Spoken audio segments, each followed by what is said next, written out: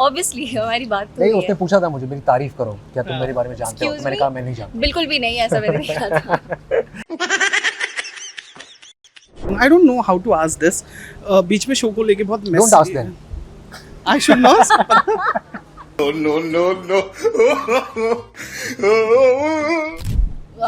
काम तो नहीं देखा था बट मैं जानती थी इन्हें, क्योंकि कसौटी देखा था। और क्या था, मैं भूल गई। मैं भूल गई सवाल। मुझे तो बहुत अच्छा लगा, बहुत कंफर्टेबल लुक है और सुंदर भी है। इसमें मैंने लेंस भी पहना है विच इज़ वेरी डिफरेंट, कभी किसी शो में ऐसे पहना नहीं है। तो मेरी हैप्पी विद द लुक। आप बताइए कैसा लग रहा है? तो हम थोड़ा सा हमारी जो कहानी होती है उससे थोड़ा सा हम डाइवर्ट कर देते हैं कि अभी ऑडियंस को अगर ये पसंद आ रहा है, बाकी शोज़ में लोग ये पसंद कर रहे हैं, तो हम भी अपने शो में ये डालेंगे, हाँ। जो बहुत मुझे लगता है गलत है। नमस्कार दोस्तों, मैं हूं मुकेश शर्मा और आपने देखना शुरू कर दिया है फिल्मी बीट। और हाँ, शहर हो चुका है अब एक और नई एंट्री क्या कह दे, नया चेहरा। Welcome Bhavika on this platform. सबसे पहले तो मुझे बताएं, पार्थ ने आपका वेलकम कैसे किया? पार्थ ने खूब ढोल बजाए, डांस किया, अच्छे से वेलकम किया, सबको ट्रीट दी सेट पे। मेरे लिए भी चॉकलेट लेकर आए थे, तो बड़ा अच्छे ऐसे से। क्यों दिखा रहे थे मुझे बेटी हुई है? How was he as a co-star? इसके पहले क्या आपने उनका काम देखा था और क्या आप हेडलाइंस पढ़ के आए थे? क्योंकि बहुत अफवाहें भी उड़ती हैं। क्या अफवाह थी? ऐसी कोई भी अफवाह पार्थ को लेकर, या काम देखा था कभी कि यार ये बंदा ऐसे परफॉर्म कर रहा है या ऐसे है? काम तो नहीं देखा था बट मैं जानती थी इन्हें, क्योंकि कसौटी देखा था। और क्या था, मैं भूल गई।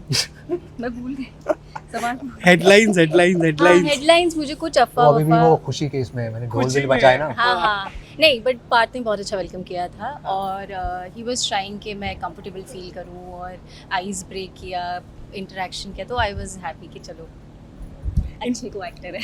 हाँ। पर आप बताएं कि कहानी में जो लीप आ गया है और कहानी को लेकर जो ट्रैक आगे बढ़ रहा है, और कई बार ऐसा होता है ना कि थोड़ा हार्श क्वेश्चन है कि कई बार ऐसा होता है कि टीआरपी थोड़ी बहुत भी ऊपर नीचे होती है तो एक्टर्स और मेकर्स पर प्रेशर आ जाता है। लेकिन ये शो सास बहू ड्रामा से अलग है, सोशल मैसेज के साथ है, तो यहाँ पर उस चीज़ का फर्क पड़ता है तो कितना पड़ता है? बिल्कुल पड़ता है।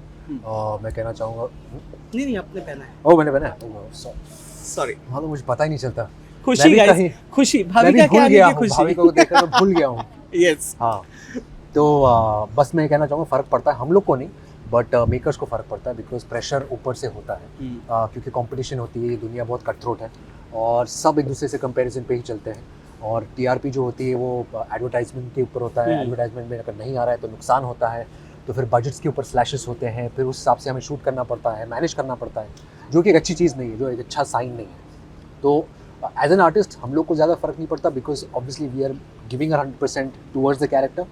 बट येस, अगर आप ब्रॉडर पिक्चर में देखो तो अगर वो स्टोरी वर्कआउट नहीं हो रही, अगर ये नहीं हो रहा है, तो हम प्रेशर में होते हैं कि हमें वो देना है जो अभी ऑडियंस को पसंद है। तो हम थोड़ा सा हमारी जो कहानी होती है उससे थोड़ा सा हम डाइवर्ट कर देते हैं कि अभी ऑडियंस को अगर ये पसंद आ रहा है, बाकी शोज़ में लोग ये पसंद कर रहे हैं, तो हम भी अपने शो में ये डालेंगे, हाँ। जो बहुत मुझे लगता है गलत है। और लेकिन कुछ चीज़ें ऐसी होती है जो करनी पड़ती है। हाँ। तो because television for now right now is not a easy platform. आसान नहीं है, क्योंकि आप हाल ही में देखो कितने शोज़ आते हैं और बंद हो जाते हैं 3 महीने 4 महीने 2 महीनों में।